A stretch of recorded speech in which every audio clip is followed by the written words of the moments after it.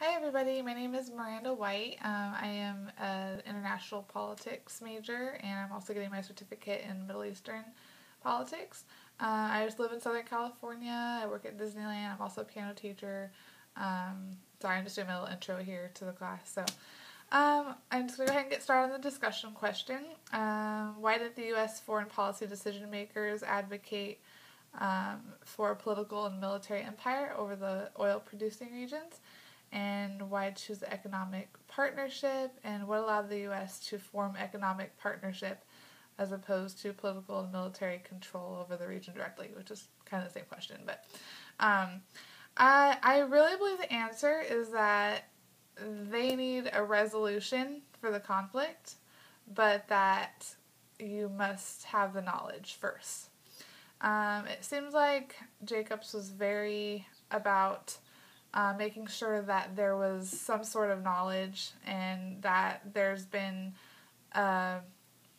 misdirection of knowledge and lack of truth about things. So I know that lack of knowledge and truth about the region is a really big issue. Jacob claimed that American thought and interpretation causes power to run in the U.S.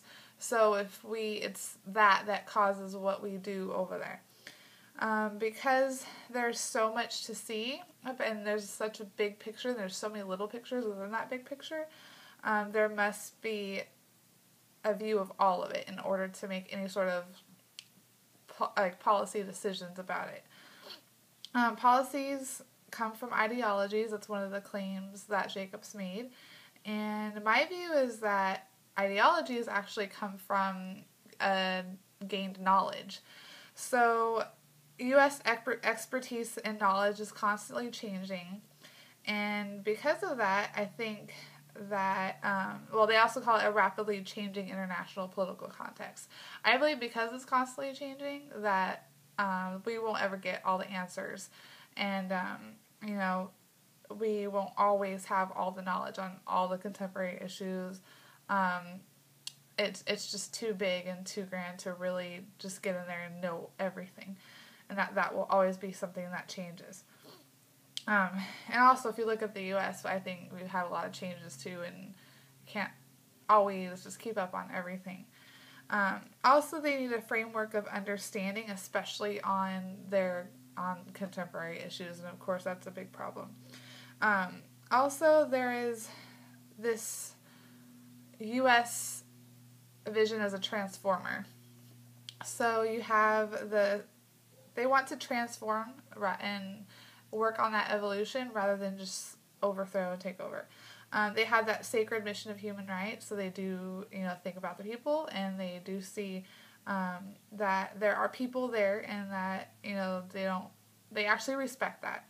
Also, another sacred mission is that it's the Holy Land, and they see it as needing redemption. So, redemption isn't an overnight process. That's something that, if as a Christian, redemption takes your whole life. Your whole life you're being redeemed. So it's just kind of like not just an overnight, let's just overthrow type thing. Also, the U.S. view is that and this is actually Jacob claims is the main basis for U.S. Middle East solutions, is that the Middle East cannot change on their own. So that's a really big part of that whole transformation. Also, there's the third kind of big thing is the defense of U.S. interests. They need to find out the contemporary issues, and U.S. interest is very big when it comes to contemporary issues. There's the demand and knowledge that surpasses experts. So because, like I said earlier, there is that lack of knowledge and not enough people to actually get all that knowledge. But the interests do need to be defended, and there's a new class of students that developed that called themselves regionalists, and they studied contemporary issues. The Beirut axioms were a huge part of this, and this states that the Arab-Israel-Palestinian conflict presented a real danger to U.S. interests in the region. and that the defense of those interests required the resolution of that conflict, and that the U.S. not be tied too closely to either side in that conflict. And Israel, of course, as many people know here, is a huge issue with this. And because everything is so fragile over there, and we don't want to get cut off of those interests or anything, there obviously needs to be a resolution before we can say, okay, yes, we're going to do that, and no, we're not going to do this. I just want to finalize saying that there needs to be a resolution of this conflict. And obviously the U.S. can, like they said, can't be too closely tied to either side. They have to kind of find a middle ground, pretty much walking on eggshells. So knowledge is obviously going to come first, but again, that's going to be constantly changing. So sorry, this kind of went 3 minutes over, but just wanted to give my 2 cents. Okay, but I hope you guys had an awesome Christmas and New Year's, and I will talk to you soon. Bye.